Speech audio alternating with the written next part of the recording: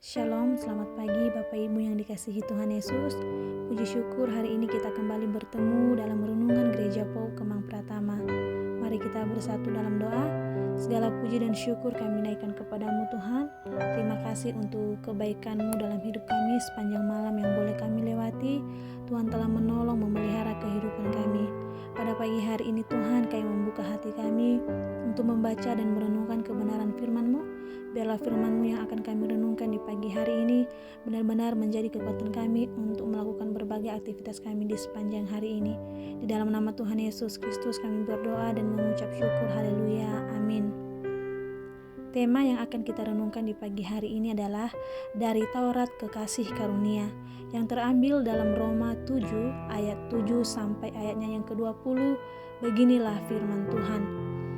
Jika demikian, apakah yang hendak kita katakan? Apakah hukum Taurat itu dosa? Sekali-kali tidak. Sebaliknya, justru oleh hukum Taurat aku telah mengenal dosa, karena aku juga tidak tahu apa itu keinginan kalau hukum Taurat tidak mengatakan jangan mengingini.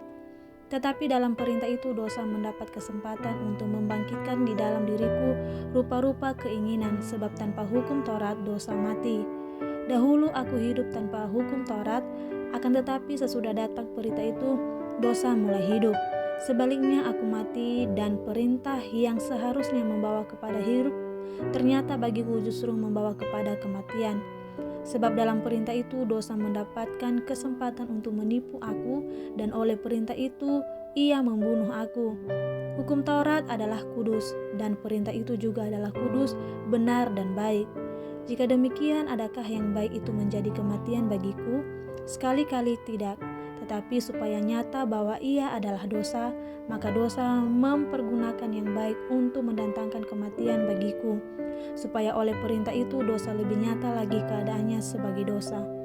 Sebab kita tahu bahwa hukum Taurat adalah rohani, tetapi aku bersifat daging, terjual di bawah kuasa dosa. Sebab apa yang aku perbuat aku tidak tahu, karena bukan apa yang aku kehendaki yang aku perbuat, tetapi apa yang kubenci itulah yang aku perbuat.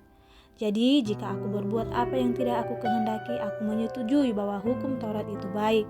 Kalau demikian, bukan aku lagi yang memperbuatnya, tetapi dosa yang ada di dalam aku.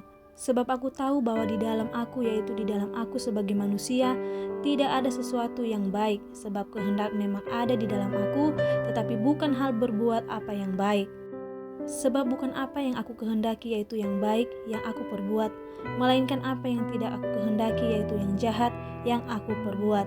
Jadi jika aku berbuat apa yang tidak aku kehendaki, maka bukan lagi aku yang memperbuatnya, tetapi dosa yang diam di dalam aku.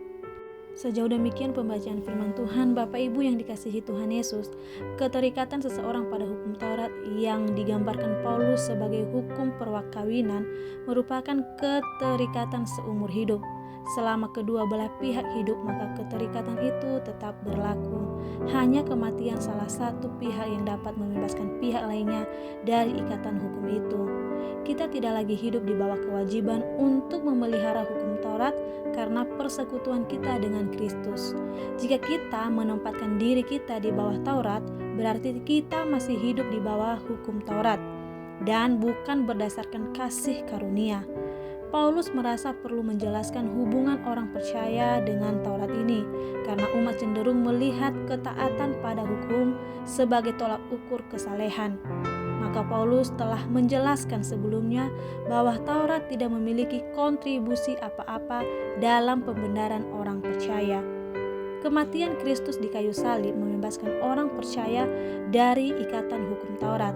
Meski demikian, perlu dipahami bahwa penebusan yang Kristus lakukan bukan bertujuan meniadakan hukum Taurat, melainkan untuk menggenapinya.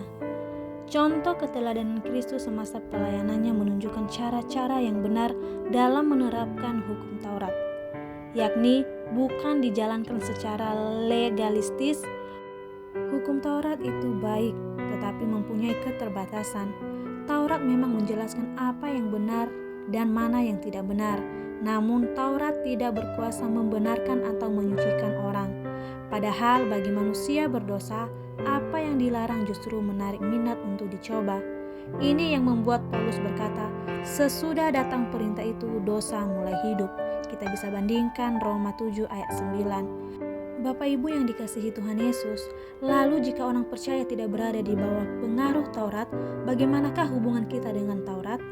Karena kita telah mati bersama Kristus, maka hukum tidak lagi berkuasa atas kita.